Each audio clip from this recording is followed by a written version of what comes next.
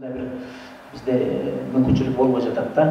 Калган 9 айдагы каланын социалдык экономикалык өнүгүүсүнүн жыйынтыктарына багытталган коллегиялык жыйындын негизги маселеси шаардын казынасы жана түшпөй калган салыктарды чогултуу аракети талкууланды. Экономика, инвестиция бөлүмүнүн башчысы Талант Кайымов казынадагы каражатты мерчемделген долбоорлорго сарпталышын жана бюджеттин аткарылышы боюнча маалымат берди. Быйылкы жылы капиталдык курулуш башкармалыгына 201 миллион сом каралып, анда 13 социалдык объекти түптөлгөн.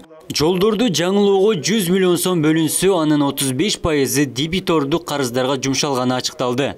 Пандемиянын терс таасиринен тышкы инвестициянын агымы токтоп, Кытай өлкөсүнөн жол курууга керектелген грантты келбей калган. Коммуналдык кызматтардын акысын төлөө электрондук системага өткөрүлүп, терминалдын, электрондук капчыктардын жардамы менен төлөм жүргүзүлүүдө.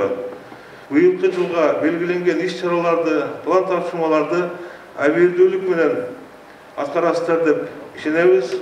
Өзгөчө көңүлдү Ош шаарын 2019-2020 жылдарда өнүктүрүү программасына белгиленген иш-чараларды аткарууга бурууну суранып кетем.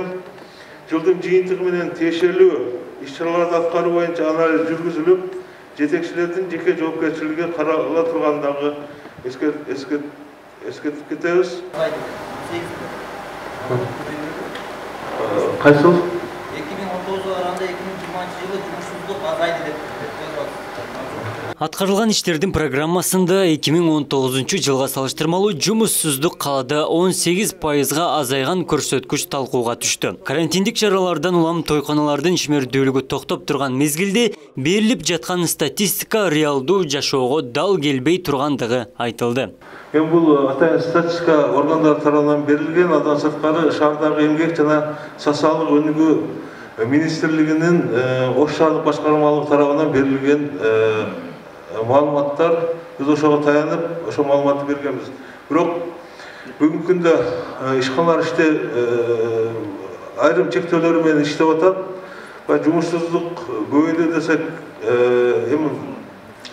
реально караганда айрым тармактарда жумушсуздук көбөйүп атат, айрыкча мына ресторан тармагында, башка тармакта. Бирок бизге берилген статистикалык маалыматтар боюнча ушундай. Негизинен алганда бүгүнкү күндө жумушсуздар көбөйгөнү байкалып атат. Казынанын негизги бөлүгү салыктардан топтолот. Өзгөчө абал режими киргенден улам 35 миллион сом түшпөй калган. Салык төлөөчүлөргө дагы жеңилдик каралган. 6 айлык салыктын топтоонун бөлүп төлөө шарттары коюлган. Салык кызматынын башчысы жыл айыгына чейин мерчемделген сумманы 100%га аткарууну убада берди. Жер транспорт салыгын төлөөнүн мөөнөтү аяктагандыктан мэриянын өкүлдөрү тарабынан чараларды күчөтүү сунушу киргизилди. 1 миллион 821 миң сом план тапшырма берилген болсо, аткарылганы 604 миллион 691 миң сомго, же болбосо 95,4% түздү. План тапшырма 29 миллион 129 миң сомго аткарылбай калды. Сентябрь айы аралыктарына жергиликтүү бюджетке берилген план тапшырмаларды толугу менен 100%дан кем эмес аткарып келе жатабыз. Бүгүнкү күндө ошол 9 айдын жыйынтыгы менен бизде 29 миллион 100 миң сом отставаниябыз бар. Аны буюрса кошумча резервтер менен жылдын акырына чейин бул отставаниялардын баарын жабабыз. Азыр бүгүнкү күндө иштеп жатабыз бул маселелер боюнча.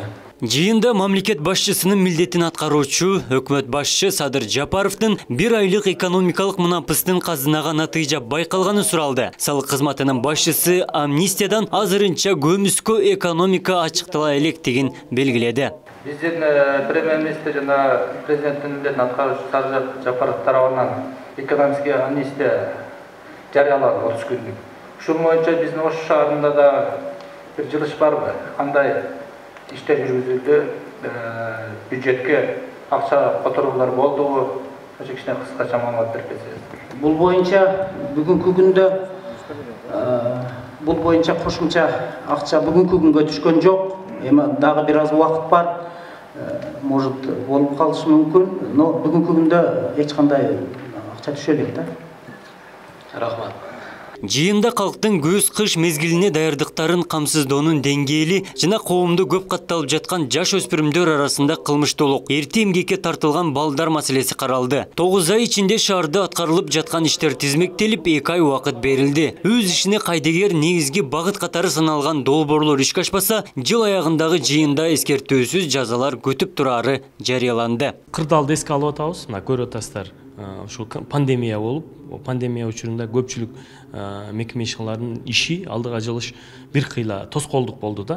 Андыктан бул ошону эске алып биз азыр бүгүнкү күндө мекеме ишканаларынын бардыгына мындай сөгүш жарыяланган жок, бирок анча-мынча кээ бир мекеме ишканаларга эскертүүлөр берилди. Бирок негизинен алып келгенде ошол жогоруда айтып кеттим, ушул март айынан бери бизде өзгөчө абал турат.